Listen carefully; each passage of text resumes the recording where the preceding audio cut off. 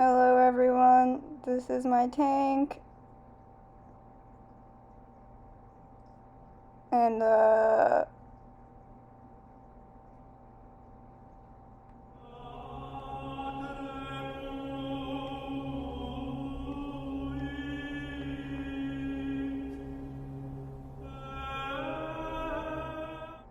anyways, during this time, I went through the ammonia spike, I went through the nitrite spike, um, and we see that the foxtail I have in the back is doing a lot better.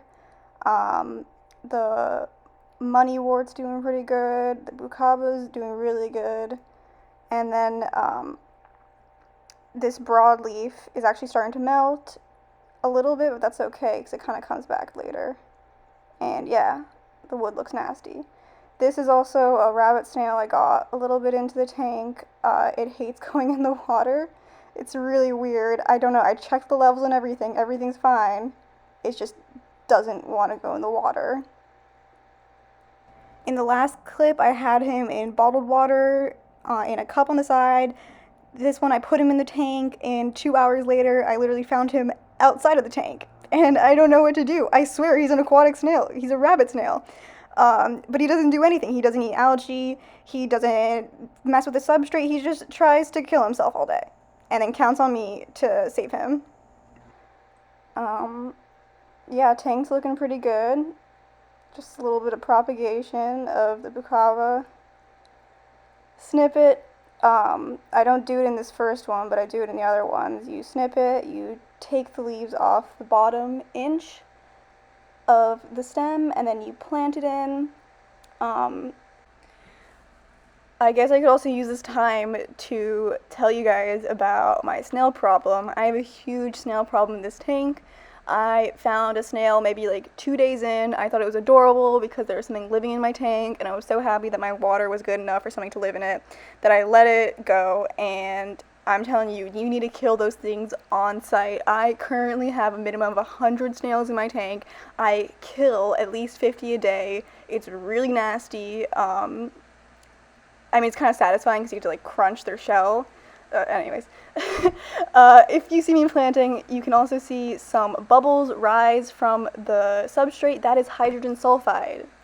Hydrogen sulfide is like a buildup of just decomposition in your substrate with no oxygen present, and I don't know how to fix it, so don't ask. Don't call it a comeback.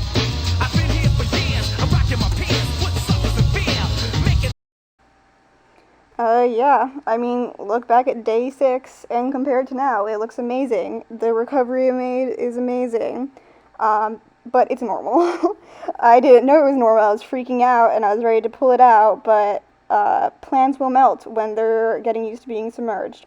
So if that happens to you, don't freak out. But it will produce a lot of ammonia, which ended up being a good thing for me because I didn't know that you had to add ammonia in order to help reproduce the nitrifying bacteria. So by my foxtail melting a ton, it provided me with the ammonia needed to jumpstart my tank.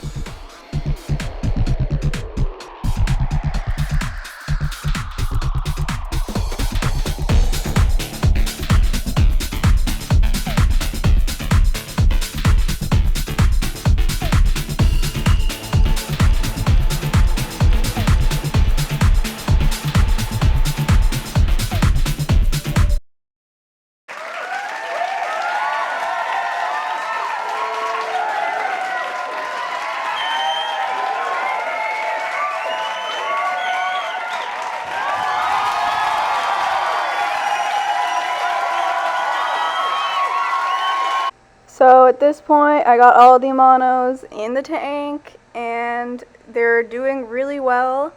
My only suggestion before getting shrimp is that your water has to be pretty much perfect.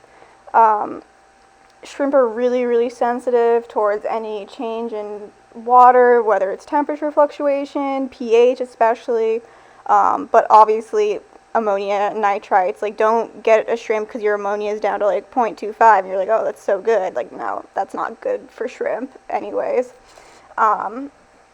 So they're doing really well. My roommate told me that they looked French. So I gave them all French names, the only French names I know. And I can actually tell the difference. So that's Jean-Pierre right there. That's Jean-Luc. We got Napoleon. He's the baby of the family. And then swimming in the back, we have Jean-Paul. They're obsessed with the floating plants. They love the spiderwood. They won't eat any of the mass amounts of algae that I have collecting at the bottom. So really great investment. Those are my levels. Ammonia on the right, nitrites, and then nitrates. As you can see, I had no nitrates. That is not a good thing.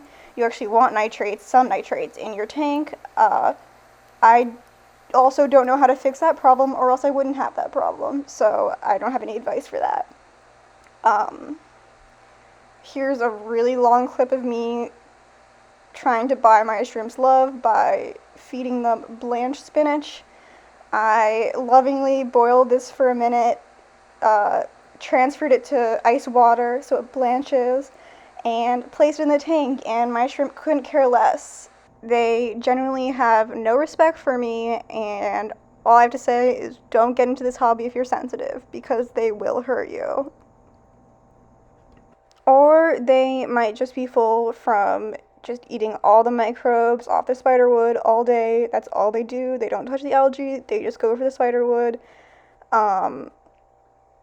Yeah, so they're probably just full. But as you can see, literally lands on the spinach, walks around just so they can eat more wood.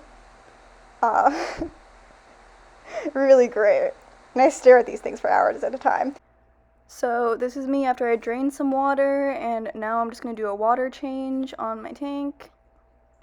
And I buy bottled water, and the pH of the 7-Eleven bottled water was so different from the pH of mine. It was actually really acidic, which is weird. So I slowly incorporated this gallon in. I did like a gallon over, I think, 2 hours, which may seem unnecessary, but once again, I'm paranoid because I go on Shrimp Reddit and they're like, if anything changes, they're gonna die. So I stand by that. Okay, figured out the lights. I usually leave it actually on the highest setting this is why I have so much algae, because I leave it on the highest setting for like 12 hours a day. You're not supposed to do that, but I just get impatient and I want my plants to grow really fast. Anyways, this is me removing the floating plants from inside of the ring. This just helps more light get through while still having those floating plants that are really good for nitrates. And I'm going to show you all of that, apparently. I'm actually trading some of this tomorrow. It's the aqua swaps on Reddit, because I want to give everyone in Philly a ram's horn problem. That's the inside. Yeah, I have a lot of ram's horns in this tank, and bladder snails, but not anymore actually. Kind of gotten rid of those. Anyways, look how great everything looks. Everything's growing pretty well. I do have a little bit of blackroot rot on that plant right there. I think it's Rotala. But the foxtail is doing really well. Everything's doing really well, honestly. And that is definitely my #1 advice for if you're starting a plant tank, is you need to have so much patience, because you're going to be going through plant melting, like you saw in the beginning. You're going to be going through so many different chemical levels that you think are never going to end. Like, I literally thought I was going to have nitrites forever, and that something was wrong with me. Oh, nail check. Anyways, so just be patient, and it's going to look sick. You're fine. There you go. Bye. Bye. Thank you for watching. Bye. Oh, mwah, mwah. Thank you. Thank you. Thank you. Bye.